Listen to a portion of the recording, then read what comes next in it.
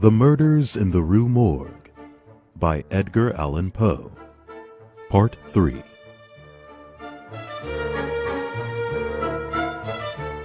My housemate in Paris, Auguste Dupin, was an interesting young man with a busy, forceful mind. This mind could, it seemed, look right through a man's body into his deepest soul. After reading in the newspaper about the terrible murder of a woman and her daughter, Dupin was consumed with the mystery. He questioned the ability of the Paris police to solve the crime. I told Dupin that it seemed to me that it was not possible to explain the strange details surrounding the killings. No, I think you are wrong. A mystery it is, yes, but there must be an answer. There must. Let us go to the house where it happened and see what we can see. I know the head of the police, and he will permit our visit. It will be interesting and give us some pleasure. I thought it strange that Dupin thought the activity would give us pleasure, but I said nothing. It was late in the afternoon when we reached the house on the Rue Morgue. It was easily found, for there were still many persons, in fact a crowd, standing there looking at it. Before going in, we walked all around it, and Dupin carefully looked at the neighboring houses as well. I could not understand the reason for such great care. Finally, we entered the house. We went up the stairs to the room where the daughter's body was found. Both bodies were in the room now. The police had left the room as they had found it in every other way. I saw nothing beyond what the newspaper had told us. Dupin looked with great care at everything, at the bodies, the walls, the fireplace, the windows. Then we went home. Dupin said nothing. I could see the cold look in his eyes, which told me that his mind was working busily, quickly. Dupin said nothing about our exploration until the next morning, when he suddenly asked me a question. Did you not notice something especially strange about what we saw at the house on the Rue Morgue? Nothing more than what we both read in the newspaper, which was unusual indeed. How shall we explain the horrible force, the unusual strength used in these murders? And whose were the voices that were heard? No one was found except the dead women.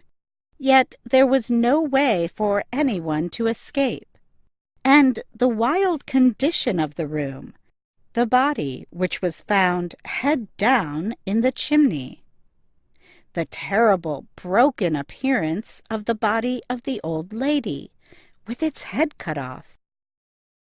These are all so far from what might be expected that the police are standing still. They don't know where to begin. These things are unusual indeed, but they are not deep mysteries. We should not ask what has happened, but what has happened that has never happened before. In fact, the very things that the police think cannot possibly be explained are the things which will lead me to the answer. Indeed, I believe they have already led me to the answer. I was so surprised that I could not say a word. Dupin looked quickly at the door. I am now waiting for a person who will know something about these murders, these wild killings. I do not think he did them himself, but I think he will know the killer. I hope I am right about this. If I am, then I expect to find the whole answer today. I expect the man here, in this room, at any moment.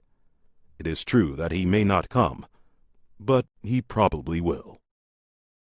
But who is this person? How did you find him? I'll tell you. While we wait for this man we do not know, for I have never met him, while we wait, I will tell you how my thoughts went. Dupin began to talk, but it did not seem that he was trying to explain to me what he had thought. It seemed that he was talking to himself. He looked not at me, but at the wall. It has been fully proved that the voices heard by the neighbors were not the voices of the women who were killed. Someone else was in the room. It is therefore certain that the old woman did not first kill her daughter and then kill herself. She would not have been strong enough to put her daughter's body where it was found, and the manner of the old lady's death shows that she could not have caused it herself. A person can kill himself with a knife, yes, but he surely cannot cut his own head almost off, then drop the knife on the floor and jump out the window. It was murder, then, done by some third person or persons, and the voices heard were the voices of these persons. Let us now think carefully about the things people said about those voices.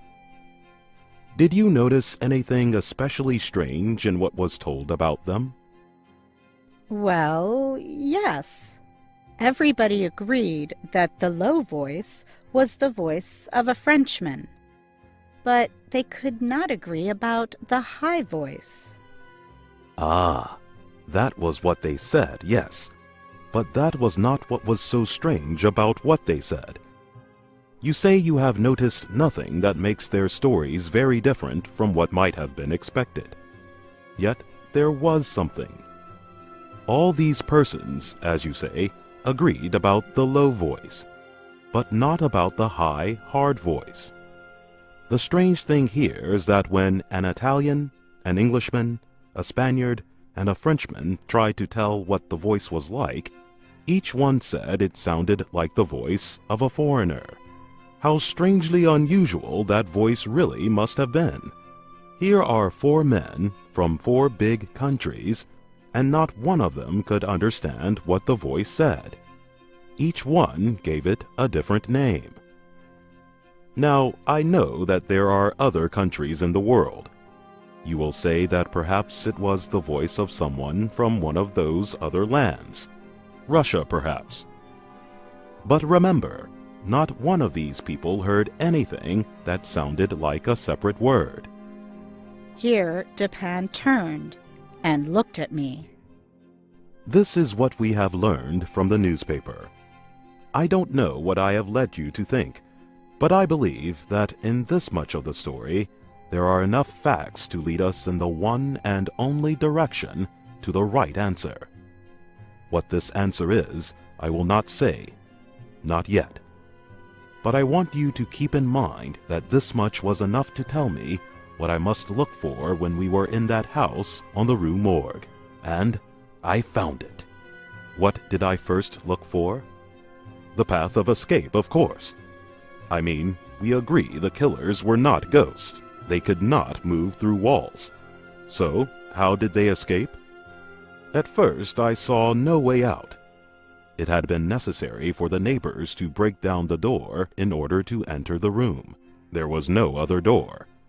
The opening above the fireplace is too narrow for even a child to go through.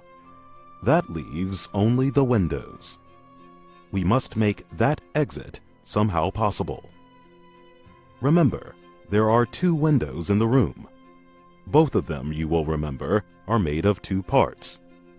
To open the window, one must lift up the bottom half. One of these windows is easily seen. The lower part of the other is out of sight behind the big bed. I looked carefully at the first of these windows. It was firmly closed, fastened like the door on the inside. To keep the window closed, to fasten it, Someone had put a strong iron nail into the wood at the side of the window in such a way that the window could not be raised.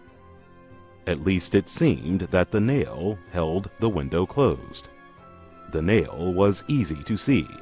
There it was, and the people who discovered the killings used their greatest strength and could not raise the window. I, too, tried to raise the window and could not. I went to the second window and looked behind the bed at the lower half of the window. There was a nail here, too, which held the window closed. Without moving the bed, I tried to open this window also, and again I could not do so. But I did not stop looking for an answer there.